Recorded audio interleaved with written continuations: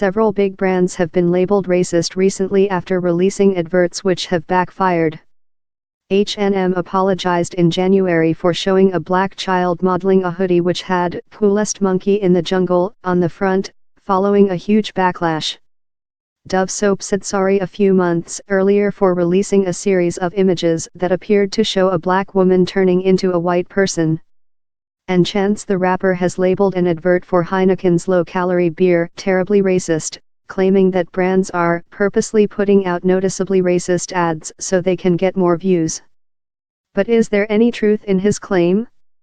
Paul Mackenzie Cummins, managing director of Clearly PR Marketing and Communications, thinks some brands are using race to grab people's attention.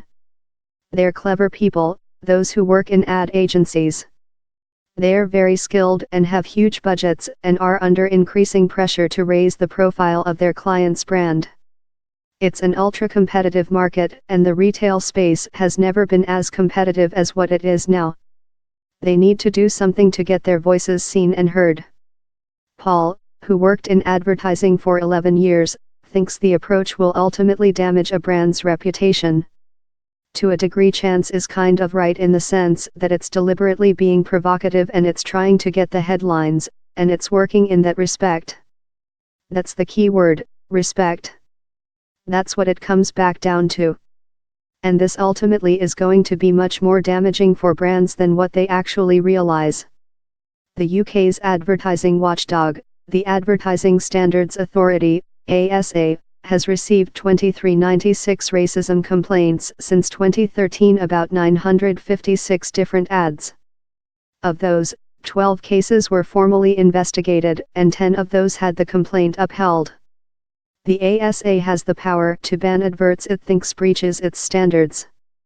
One of its most recent cases was a complaint against Paddy Power for an advert featuring boxer Floyd Mayweather Jr., which encouraged readers to always bet on black. It banned the advert because it was likely to cause serious offense on the grounds of race, and told the bookies not to make the same mistake again. QB Springer is the founder of global branding agency She Builds Brands and has worked with the likes of L'Oreal and the MOBO Awards. She says that despite adverts being looked at by lots of people before they make it to the public, a lack of diversity in advertising agencies means things can be missed. I wouldn't go as far as to say brands are making innocent mistakes, but also wouldn't go as far as Chance the Rapper and say they are being deliberately racist.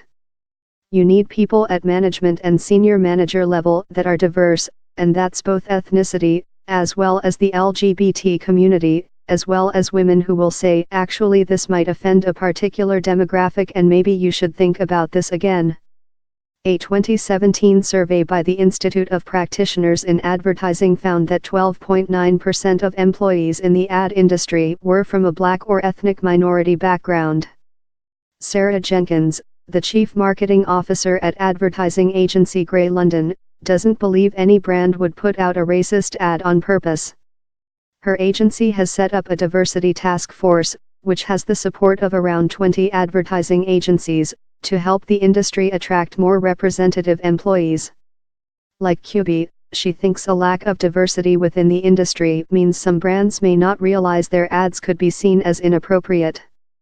She says, although we're seeing some bad campaigns, there are some brilliant agencies and initiatives in place.